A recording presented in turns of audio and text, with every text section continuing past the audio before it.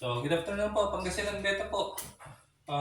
Today po, hapon na naman, prepare tayo ng pagkain ng ating mga alaga. So, kagagaling ko lang ng palengke, so para tayo nag-i-invest din talaga dito sa mga alaga natin. So, dito po, uh, meron tayo ditong pechay. Hindi para sigang yung ating mga isda, no? Ito is pang reptiles ito. So, yung mga nagre-reptiles, alam na kung para kanino ito. So, vegetarian kasi yung reptiles natin. So, favorite niya itong Pechay Tagalog. Mapili nga, ayaw pa ng Pechay Bagyo. So, gusto is Pechay Tagalog. So, ito po. So, 20 isang tali.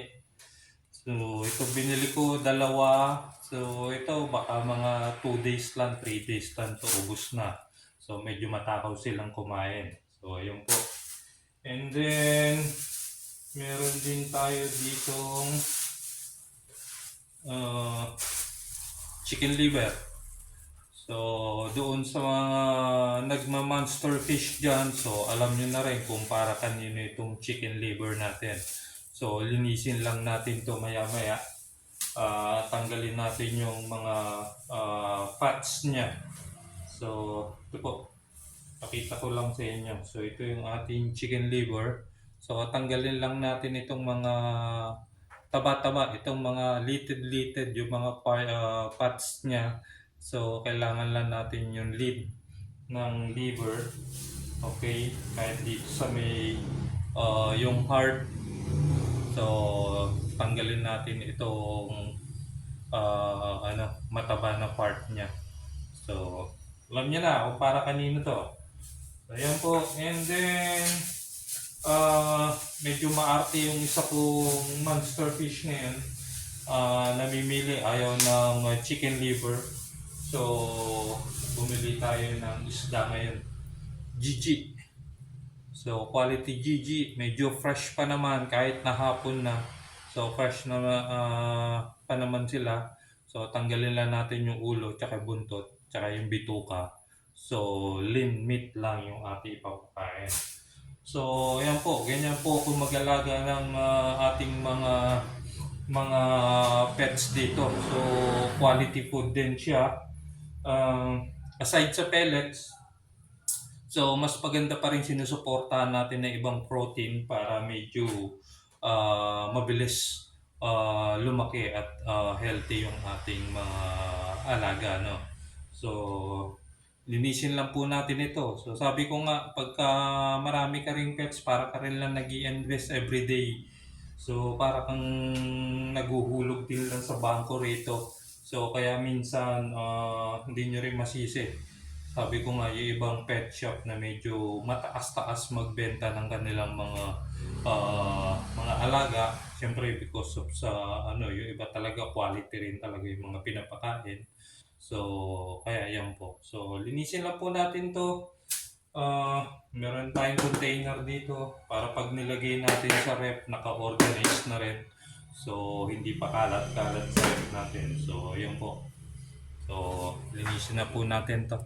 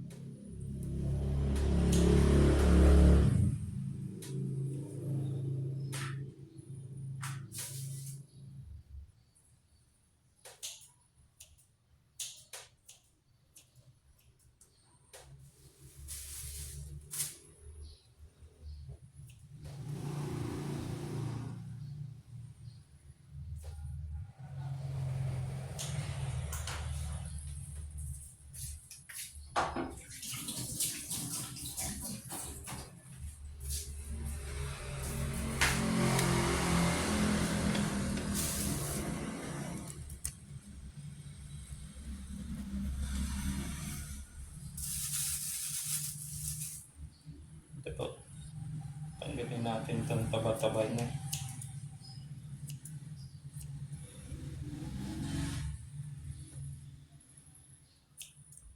So, ayan po. Yung lean meat.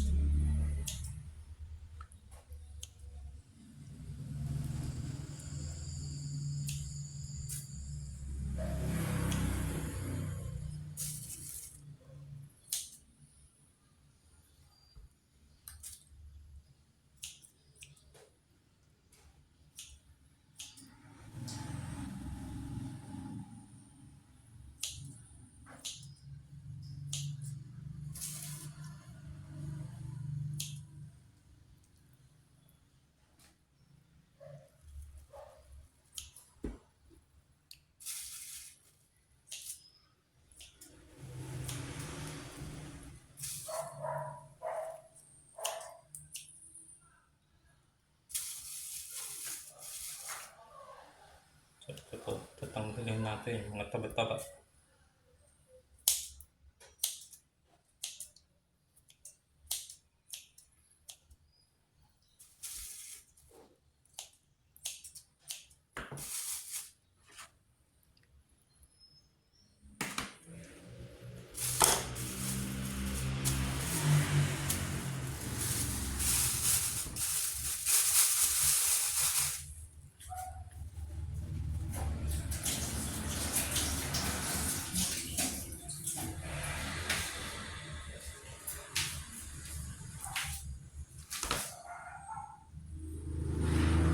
Ayan po, tapos na natin yung GG natin at saka yung chicken liver natin. So, hugasan lang po natin to.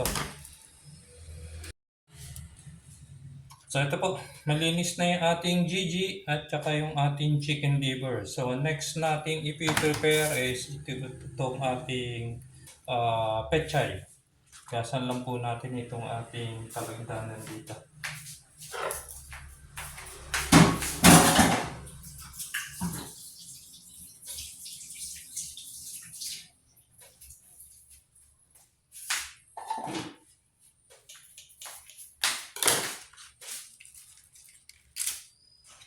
So, ito pong pechay natin, dahon lang po ang gusto nila. So, tanggalin na natin yung stalks niya.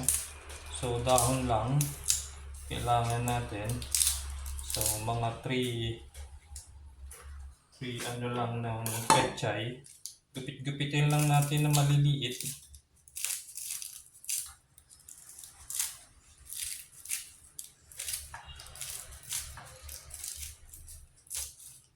So, yung alaga natin kumakain din ng kangkong, saluyot, anything na malunggay na dahon, kinakain nila. Kaya lang mas prepare nila itong pechay Tagalog.